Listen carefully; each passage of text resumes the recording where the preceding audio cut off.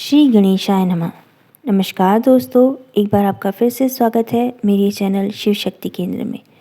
दोस्तों, हर बार की तरह इस बार भी मैं आपके लिए बहुत ही उपयोगी जानकारी और कथा लेकर आती रहती हूँ, तो इस बार भी लेकर आई हूँ, तो आप वीडियो पर अंत तक बने रहिएगा।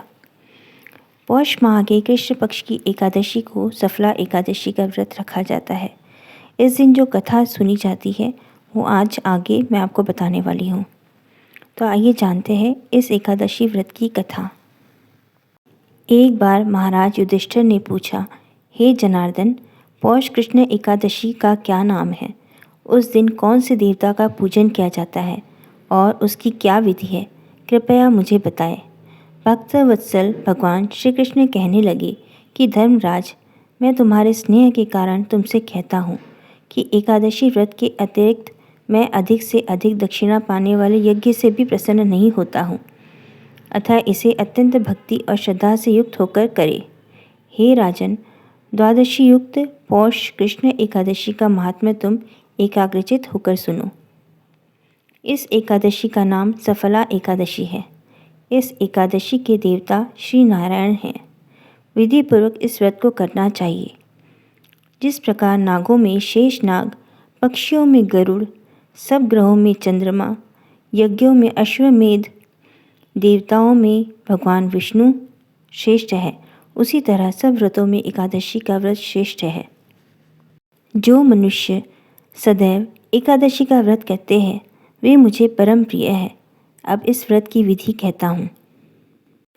मेरी पूजा के लिए ऋतु के अनुकूल फल, नारियल, नींबू, नैवेद्य आदि 16 वस्तुओं का संग्रह करें।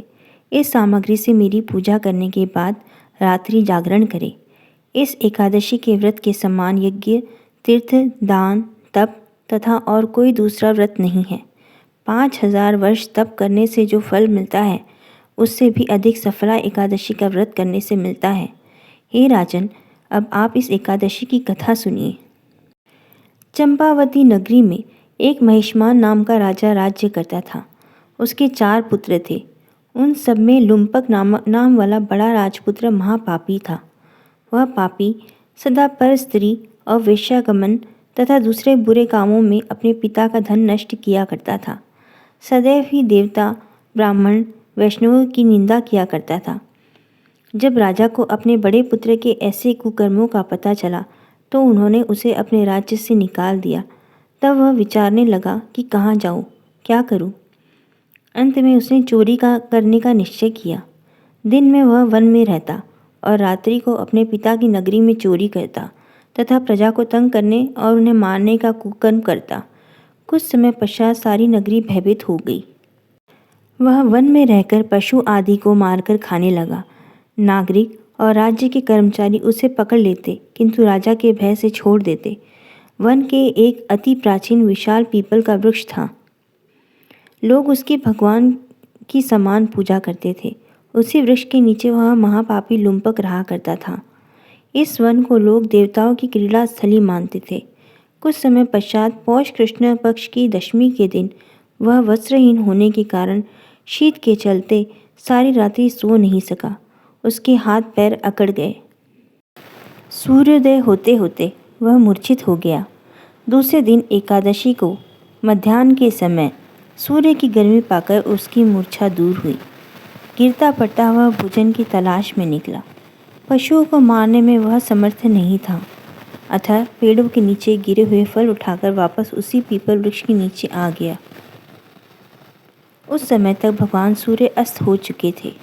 वृक्ष के नीचे फल रखकर कहने लगा, हे भगवान, अब आपके ही अर्पण है ये फल, आप ही तृप्त हो जाइए। उस रात्रि को दुख के कारण रात्रि को भी नींद नहीं आई।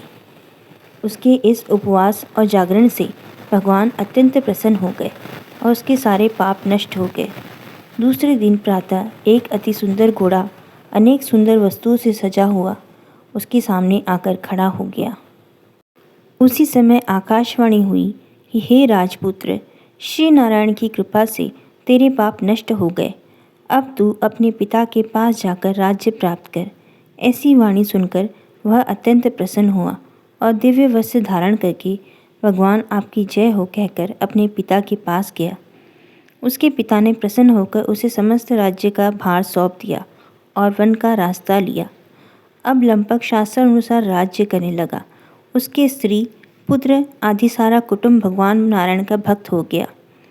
वृद्ध होने पर वह भी अपने पुत्र को राज्य का भार सौंपकर वन में तपस्या करने चला गया और अंतिम समय में वैकुंठ को प्राप्त हुआ। अतः जो मनुष्य इस परम पवित्र सफला एकादशी की व्रत कथा करता है उसे अंत में मुक्ति मिलती है। जो भी सफला एकादशी का व्रत करता है उसे भी अंत में मुक्ति मिलती है। जो नहीं करते हैं वे पूंछ और सींगों से रहित पशुओं के समान हैं। इस सफला एकादशी के महात्म्य को पढ़ने से अथवा श्रवण करने से मनुष्य को अश्वमेध यज्ञ का फल मिलता है। तो दोस्तों, ये थी आज की कथा। आशा करती हूँ कि यह वीडियो आपको पसंद आया होगा। वीडियो अगर आपको पसंद आया है तो वीडियो को लाइक ज़रूर कीजिए, कमेंट में हर हर महादेव भी ज़रूर लिखिए और वीडियो को ज़्यादा से ज़्यादा अपने दोस्तों और रिश्तेदारों के साथ शेयर भी कीजिए। और यदि आप मेरे चैनल पर नए हैं तो चैनल को सब्सक्राइब करना ना भूलें और पास ही जो बेल आइकन है उसे भी ज़रूर प्रेस कीजिए ताकि मेरे नए आने वाले वीडियो की नोटिफिकेशंस आपको मिलते रहे, क्योंकि मैं इसी तरह की वीडियो लेकर आती रहती हूँ। तो मैं मिलती हूँ आपसे अगले वीडियो में। श्री शिवाय नमस्तुभ्यम।